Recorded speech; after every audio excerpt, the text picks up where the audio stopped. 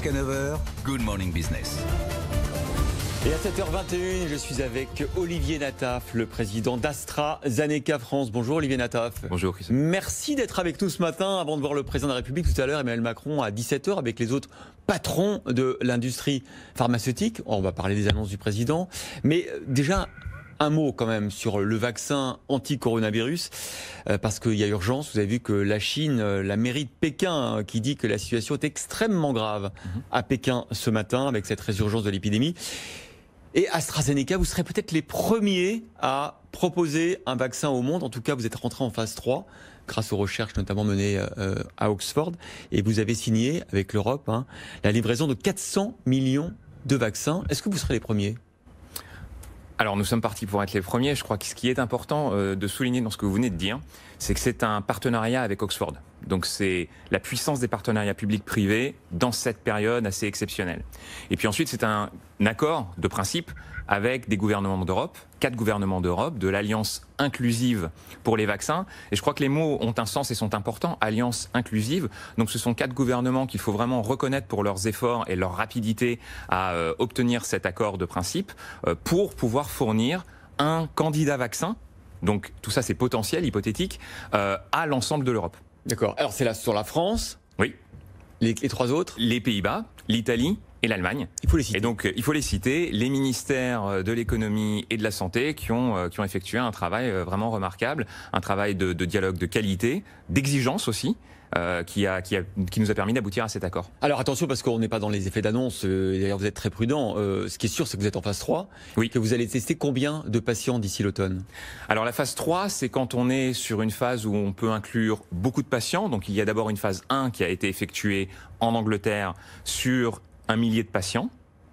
On va continuer en Angleterre sur cette phase 3 avec 10 000 patients, aux États-Unis avec 30 000 patients, au Brésil où l'infection fait rage malheureusement sur 5 à 10 000 patients.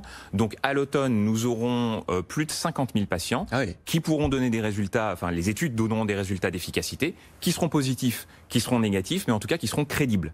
Et donc nous aurons cette possibilité de conclure sur l'efficacité du vaccin et sa sécurité à l'automne. On espère que vous allez empêcher cette deuxième vague qu'on redoute tant à l'automne. Il y a bien sûr d'autres entreprises pharmaceutiques qui sont engagées dans cette course-là. Vous êtes les premiers à être en phase 3. Et puis il y a des start-up, un mot par exemple de Moderna, qui prétendent pouvoir proposer un jour un vaccin universel.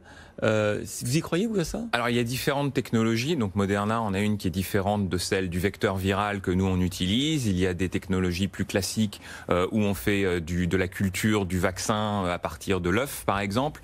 Et ça, c'est les vaccins typiques contre la grippe. Donc c'est pour ça que vous avez des process de fabrication qui sont différents, qui prennent pas le même temps, qui n'ont pas non plus fait tous le même niveau de preuve de leur efficacité. Et donc celui de Moderna est nouveau. Le vecteur viral que nous utilisons, l'adénovirus, a déjà été utilisé par l'université d'Oxford pour d'autres virus type SARS, MERS. Donc on ne part pas de zéro, il y a déjà des preuves que cela fonctionne. Donc il y a plusieurs technologies et je crois qu'il est extrêmement important de pouvoir développer plusieurs vaccins, plusieurs collaborations, plusieurs entreprises qui vont nous permettre d'arriver vers une solution. Une question financière, on parlait gros sous. Est-ce que c'est un bon deal parce que vous êtes engagé à le vendre à prix coûtant, ce vaccin ? Est-ce que c'est la vocation d'une entreprise qui investit, qui prend des risques, au fond, à la fin, sur un produit aussi important, dit c'est cadeau ? Ça doit être la vocation d'une industrie de santé que de proposer des solutions thérapeutiques exceptionnelles quand il y a une crise exceptionnelle.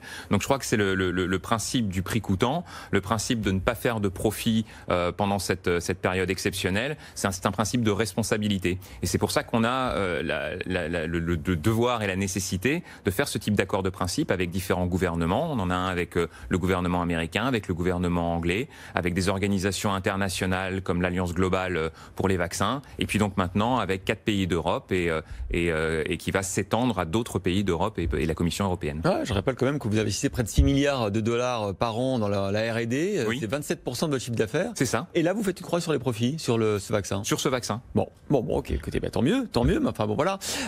Non, une question évidemment sur les annonces d'Emmanuel Macron. Oui. On les connaît pas encore, mais on en a un peu une idée. L'idée, c'est de rendre la France plus attractive pour les laboratoires pharmaceutiques. Alors, peut-être qu'on va faire plus que le crédit impôt recherche qui existe aujourd'hui. Peut-être qu'on va raccourcir les délais de mise sur le marché des médicaments. Ces deux mesures, vous inciterez, vous, qui êtes le 16e laboratoire mondial, mais qui n'avez que 1000 collaborateurs en France sur 65 000, ça vous inciterait à venir en France ? Alors, on est déjà en France. Mais plus. On est déjà en France avec une usine à Dunkerque et on a annoncé il n'y a pas longtemps un investissement de 230 millions d'euros sur l'usine de Dunkerque sur les 5 prochaines années pour moderniser son outil industriel, pour faire des extensions de chaînes, de montage et l'automatisation aussi de certaines chaînes. Donc, il y a déjà une attractivité en France qui doit pouvoir se renforcer justement par les mesures que vous citiez, en particulier l'accélération de l'évaluation des médicaments est une mesure extrêmement importante. Bien sûr. L'accélération aussi de la validation des essais cliniques, qui peut donner à la France et à sa recherche une compétitivité extrêmement importante. Cela prend environ 210 jours en France, 7 mois, pour démarrer un essai clinique. C'est supérieur à la moyenne européenne, et donc il faut continuer à faire des efforts dans ce sens pour que nous puissions aller plus vite. C'est ce que vous attendez du président tout à l'heure ? Tout à fait. Une accélération des calendriers une accélération des calendriers d'évaluation, des calendriers de validation des essais cliniques, les impôts de production aussi, c'est une question qu'il faut pouvoir traiter dans le pacte productif que le gouvernement a annoncé. Il y a beaucoup d'éléments qui pourraient rendre la France plus attractive pour la recherche et pour l'industrie. Mais alors vous voyez tous ces pays qui proclament la souveraineté de leur économie, et notamment en matière d'industrie pharmaceutique. On a vu Berlin qui mettait 300 millions d'euros sur la table pour prendre 23% des parts de CureVac que voulait s'approprier Donald Trump.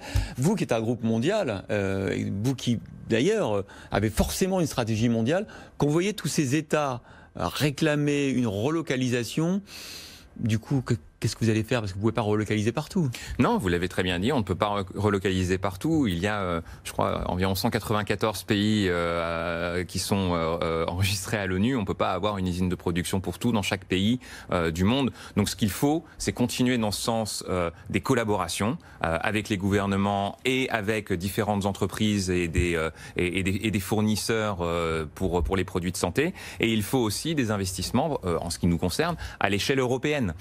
Tout ne peut pas se résoudre à l'échelle d'un pays, et c'est pour ça que le niveau européen en termes d'industrie est extrêmement important aussi. En même temps, si tous les pays se font concurrence pour vous attirer, ça va coûter moins cher d'implanter des usines, et notamment si on baisse nos impôts de production en France, ça sera peut-être un motif supplémentaire pour s'implanter. Que le meilleur gagne, on va dire, hein, c'est ça ? Très bien. Merci Olivier Nataf, président d'AstraZeneca France, d'avoir été avec nous ce matin, et bon rendez-vous avec Emmanuel Macron tout à l'heure à 17h.